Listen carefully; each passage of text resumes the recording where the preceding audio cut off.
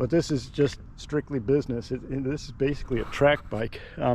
Even though I took this baby on a 5,600 mile ride a month ago, and I went to Houston, Dallas, and back to Houston, then to Pensacola, Nashville, Chicago, 5,600 miles. The first day I did 905 miles on this baby. Now that's kind of getting close to iron butt territory. Strictly speaking, you got to do 1,000 miles in a 24-hour period to be an iron butt, which I could have done if I wanted to. But when you get to your motel where you've got a reservation and you hit your splits, you know, you don't have anything else to prove. If I wanted to prove that I could do an iron butt on a super sport bike, I could do it. But you should get like double credit for riding on a sport bike like this, because those 900 miles were more like 1,800 miles in terms of wear and tear on your body compared to a sport touring bike, or let alone, you know, a cruiser. So anyway, this baby is a screamer. It's a dream. It handles like a dream. It feels great. It's perfect. So here's a picture of my CBR1000RR SP1, and this is the configuration I rode with. I've got my Trader Joe's suitcase strapped with bungee cords to the back. I zipped down I-10 east. This photo is courtesy of B2DRaygun. I took it east I actually went at night. This is a daylight shot. There's B2DRaygun looking fly. I got an early start in the morning so that I could beat the heat and get a jump on the traffic to make good time. So here I am taking off.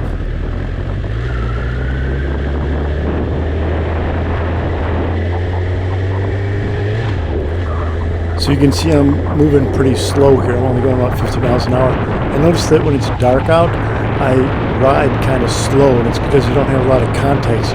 You can't see things coming from the sides because of poor visibility, and so it just made me a little bit more chicken and nervous for going fast. But then as the sun would come up and it would get brighter out, I noticed I'd go faster and faster, and then I'd kind of hit full speed once it becomes clear daylight, and you just have a more comfortable feel about your surroundings, and you're not quite as nervous about things. And so daylight's good. I just feel safer riding in daylight. Plus, there's something about being on a long ride where you aren't really keen on ripping like a madman. What you're trying to optimize is safety, not speed. And as a result, I had no desire to be going fast, and I actually went doggone slow at times, like putt-putt slow, just because I was in an ultra secure mode to make sure that I didn't crash or have any hardships. I didn't get any flats. I didn't have any problems. I did actually drop my bike once in Texas on the first day, which was a bummer. It's the first time I ever dropped my bike, but it was because of uneven pavement in the road. So it was a very strange situation. But anyway, going to start picking it up here in a little bit as we go. So I had to deal with a number of treacherous situations, cattle grates. Gas stations were really weird. Sometimes gas stations had only potholed gravel access routes, and here's a strange thing. I was going 55 miles an hour down a farm road, and all of a sudden it turned to gravel on me. Not just any gravel. This is like those polished river rock stones that were super slippery, and so I was going 55 when all of a sudden the pavement just stopped, and I was in the middle, so I was on that loose shit that you see. And so I had to carefully make my way out, and it was raining too. I had poor visibility. I don't know if you can't tell, it doesn't really do justice to it, but there's rain coming down, and so my visibility was obscure. The rocks were that much slipperier because they were wet, and so right now I'm duck walking my bike across because I was thinking, good God, don't let me drop my bike here. I'll never get it up in this slippery rock shit. Then I kind of took refuge under one of these trees here waiting for the rain to pass. It stopped in about 20 minutes, and then I continued on my way.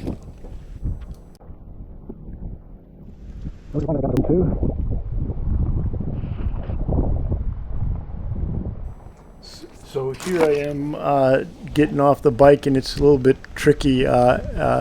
Usually I didn't have quite this much trouble, but I was happy to see another guy riding in a similar configuration to me, and he had the same trouble getting off his bike, so I didn't feel quite so bad. Anyway, we're going to hang out under this tree.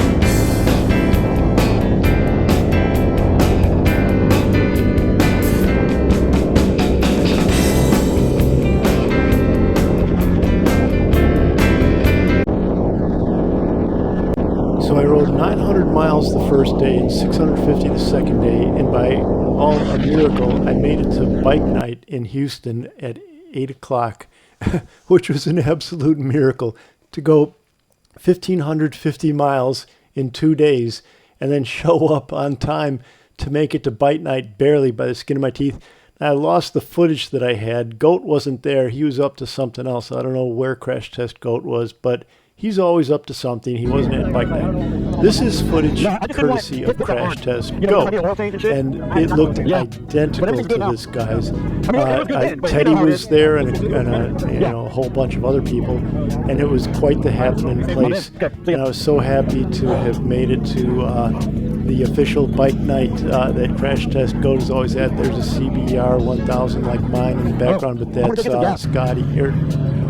No, Scotty. I don't know whose that was, but it was somebody else's. And here's Goat gassing up his Ducati. So anyway, it was great seeing everybody, and it was fun to be a part of things there. There's Scotty. There's Tank. Teddy.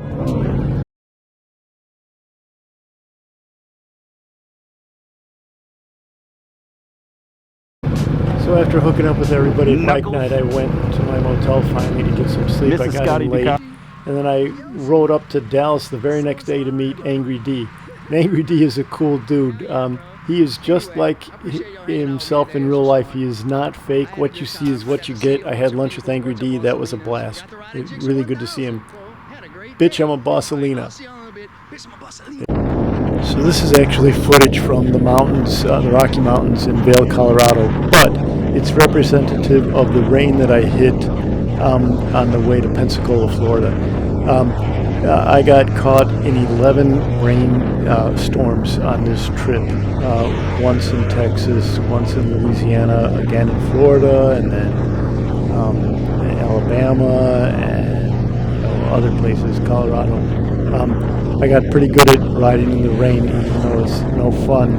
Now I'm no stranger, and I'm actually halfway comfortable with it, even though it is kind of messy and treacherous at times.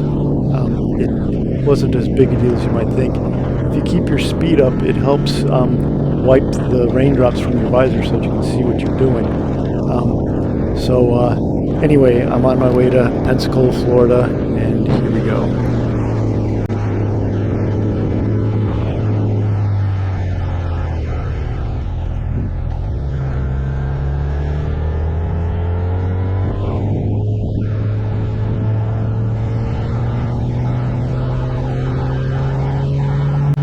I had rain going into Florida and leaving Florida, it turns out, but I stayed in Pensacola for 3 nights, and then I was on my way to good old Nashville, Tennessee, and I had rain on the way to Nashville also, but I had a nice time in Nashville, stayed with friends, stayed there for 3 days, stayed with friends in Pensacola too. Nashville is a very nice place. There's a lot to do, and the people are nice, and I highly recommend it. And then I was on my way to Chicago, but not without having some rainfall there too.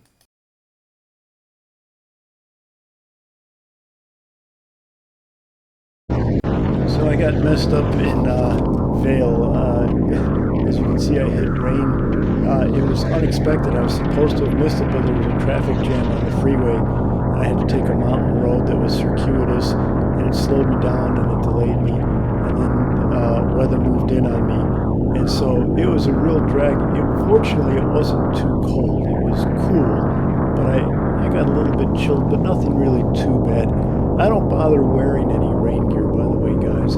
If you're gonna get wet. Even if you wear rain gear, you're gonna have rain seeping in, and you're going to be perspiring, and one way or another, you're gonna be wet, whether you like it or not. So I don't even slow down. If it starts raining, I just keep on going, and it's not a big deal. The only time that I think you need rain gear is if it was cold out, and you don't want to get hypothermia because you freeze if you're like wet. There's a bike riding event, a bunch of bike riders this day, so I had to work around them, but everyone was nice.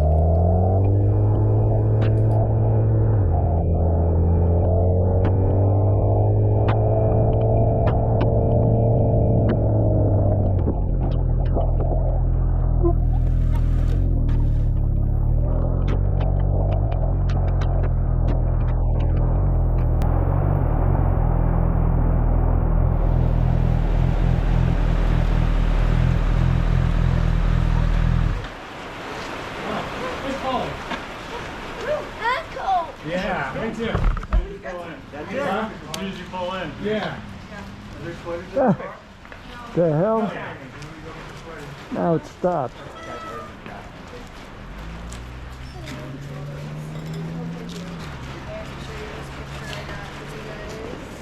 A coat. Did you ask your mommy twice? Wow.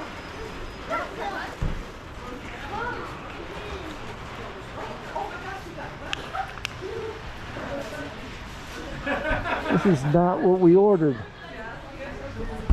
Is there a place to get something to eat around here? There's a bunch of restaurants in the middle. Oh, just straight up ahead? Copper, yeah. Town Copper has a lot of Restaurants. Oh, okay. Do I just go straight through that stop sign? Or there's a parking lot right there. No, I would go left where those people are jogging. And There's a parking lot right there. Yeah. And Oh, park okay. underneath and get I would park there and walk into town and grab a restaurant. Okay, thanks.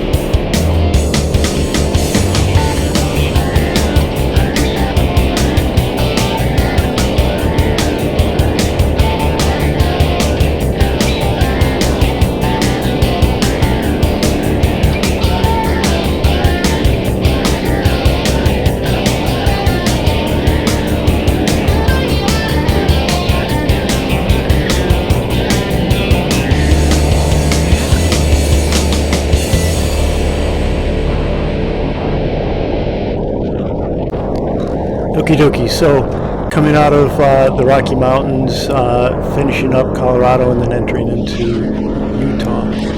Wow, it is so beautiful there. In fact, this was, I would say, the highlight of the trip. The scenery was absolutely beautiful here. Utah is a really picturesque place. So is Arizona in places. You got to know where to go in Arizona. But Arizona is quite beautiful. Anyway, this is going through Utah, and going to be coming up to this one stop that I made, and it was just so breathtakingly beautiful. The camera doesn't capture the essence of how wonderful it is. You kind of want to pinch yourself, it's so nice. But I'll play some music here so that you can enjoy the scenery rather than listening to me jabber away.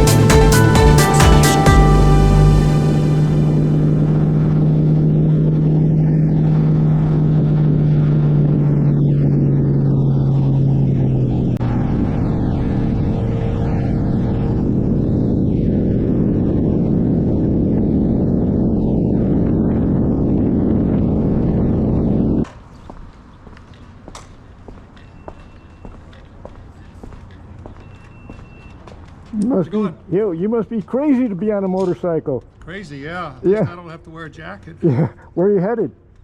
Well, I'm going back to California, but I'm going to stay at St. George tonight. Same here. I'm going to take that scenic route past Sevier, or it goes Richfield and Sevier. Oh, I'm just going to stay on the freeway. Yeah, I've done it a few times, but it'll make you about 40 minutes later, but it's So a really nice road. I'm old. You're old too. I'm 67. How old are you? 78. Holy shit, man. More power to you. And you're on Right. this is the right kind of bike to have. I'm on a Fireblade. Yeah, I saw it kind of uncomfortable. I just got this 4 months ago. Yeah, I bet it's comfy. I've got a Ninja 650. That's a sport touring bike. That's way more comfortable. But I wanted to get a hot rod just because. But it's like more bike than I can handle. Yeah. Well, this is heavy. Yeah. What's it weigh? Oh, around 600 something. Yeah, well, it could be worse. Could be 800, like a Goldwing. Holy I shit. used to own a Goldwing. I got rid of it because it was so damn big. Yeah, that thing's like a semi-tractor trailer truck. Yeah, I dropped this thing in, Redfield, California on the way here. Bummer. I had a cable locked and forgot the front. Oh. Oh, shit. Shit.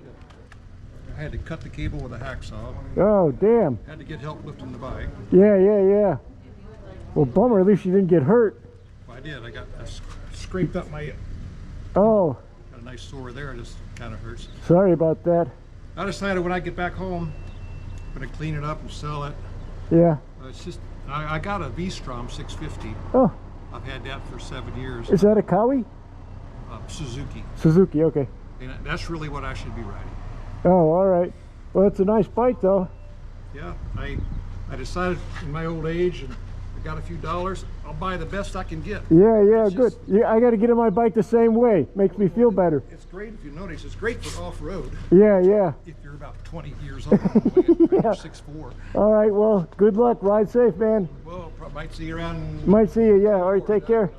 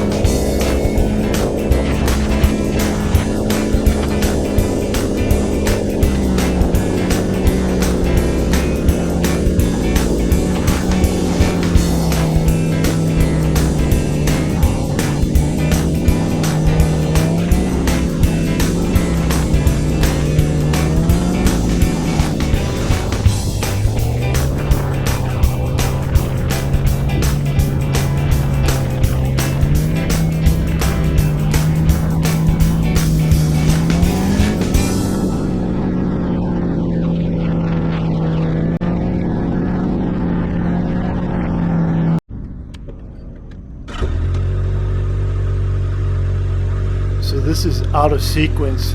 This is actually headed into Iowa. Like halfway. I'm near the Iowa border, and man, I was in like a hell of an electrical storm. As you can see, it was wet, rain, and lightning galore. Just waiting until you see how often these flashes were. I mean, it was just like 2 lightning strikes per second. Hang on a minute after I park here in this parking lot. You'll see what I'm talking about when I get off the bike and I'm walking. I had the presence of mind to record this because I was thinking, I've never seen an electrical storm like this. This is just like lightning, lightning, lightning, and more lightning. So check it out.